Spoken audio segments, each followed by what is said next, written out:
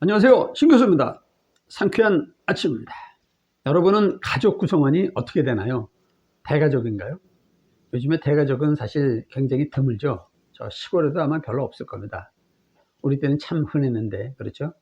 그러니까 조부모 계시고, 그 다음에 부모님, 그리고 자식들, 이렇게 3대가 어울려 사는 집안이 사실 굉장히 많았죠.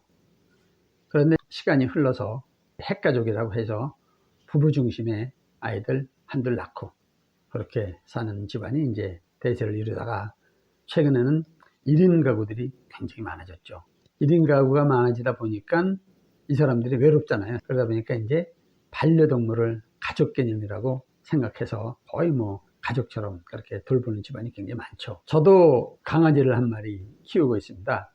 키운다기보다도 이 친구가 지금 견종은 푸들인데 나이가 지금 12살이니까 사람 나이로 따지게 되면은 7을 곱해야 된다고 그러더라고요.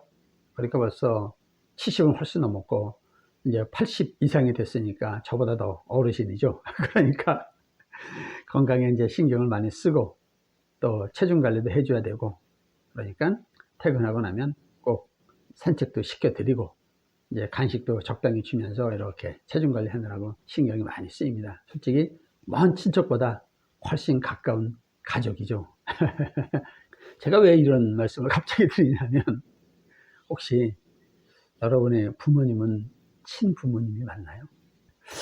어제 우연히 그 유튜브 동영상을 보다가 왕종명 아나운서 그분에 대한 얘기가 나왔더라고요. 간단히 얘기를 하면 그분의 부모가 친부모가 아니었다. 그래서 이제 이미 두 분은 돌아가셨지만 실제 본인을 키워준 분은 큰 아버님 부부였대요. 그러니까 사연인즉 어렸을 때 부모님이 너무 어렵고 가난하게 살았기 때문에 비교적 여유가 있는 형님 쪽에 이제 입양시킨 거죠.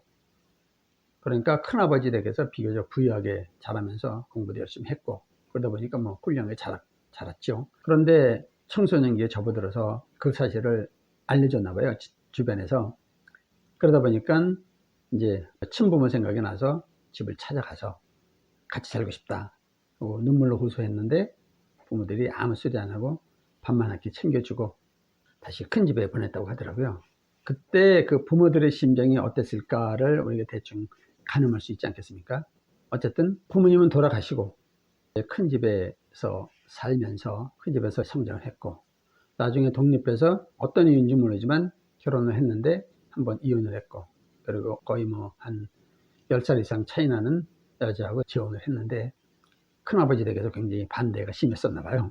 그러다 보니까 며느리 갈등이 심했고 그런데 나중에는 며느리가 성격은 좀 까칠해도 심성이 좋은 사람이라 부모님을 친부모님처럼 잘 모셨다고 그러더라고요. 뭐 그런 사연이었어요. 그러고 나서 이제 독자들한테 물어본 거예요. 친부모한테 잘해야 되느냐 아니면 길러주신 큰 아버님 부부한테 잘해야 되느냐, 즉 낳은 정이냐 기른 정이냐 이런 부분에 대해서 여러 가지 댓글이 많이 나왔더라고요. 그런데 제가 왜 이 사연에 대해서 좀 관심 있게 봤냐면 지금으로부터 한 30년 전인가 그때 비슷한 상황에 처해 있었던 한 친구가 있었어요. 이 친구가 지금은 저 마카오에서 목사를 하는 친구인데 나이는 저보다 7살인가 어렸었죠. 그런데 저한테 친형님처럼 모시고 싶습니다. 자기 되게 외롭습니다. 이러더라고요. 사실은 비즈니스 공격을 만났었던 사이인데 술 한잔 먹으면서 뭐 때문에 이렇게 외롭다고 하냐 그랬더니 그런 얘기를 하더라고요. 형님 저는 아버님이 둘이고 어머님이 둘입니다. 그러는 거예요.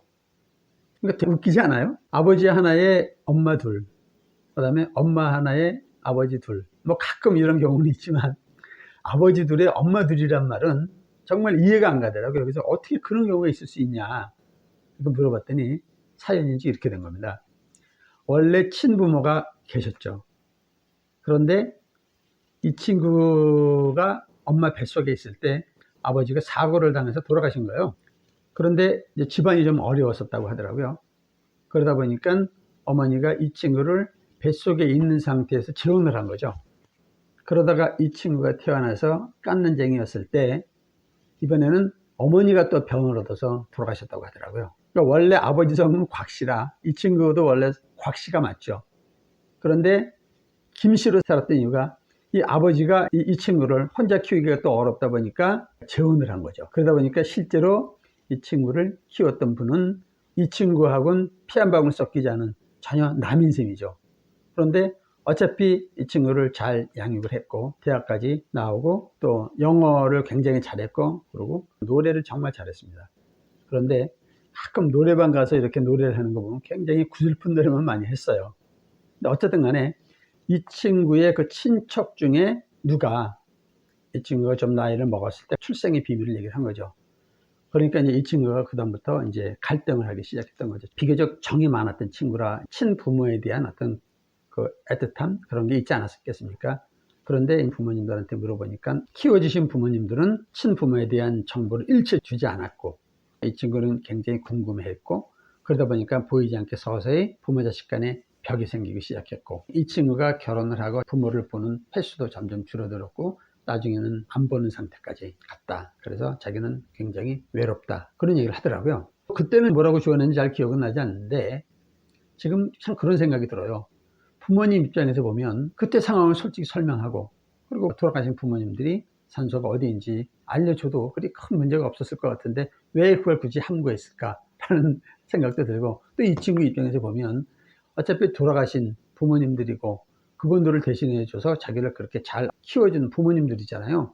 그러면 그분들한테 잘 해야 되는 게 인간의 도리가 아닌가라는 생각을 요즘 해봅니다. 다행히 저는 친부모였고 지금은 두 분 다 돌아가셨지만 요즘에는 가족이라는 개념에 대해서 가끔 이렇게 생각을 해봅니다.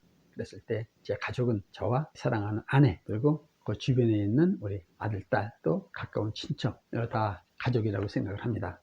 그리고 또 하나 함께 뭔가 그 꿈과 비전을 갖고 일하는 동료 역시 가족이죠.